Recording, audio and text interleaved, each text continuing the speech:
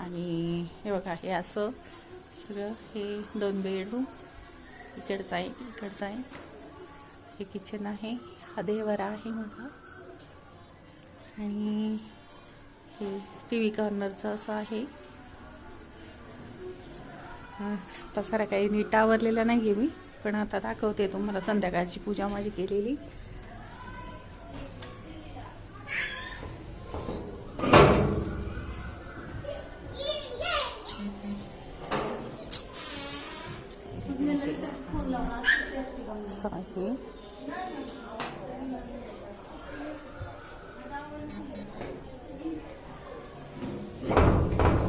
video काढायचे म्हणजे काही प्रॉब्लेम असतात,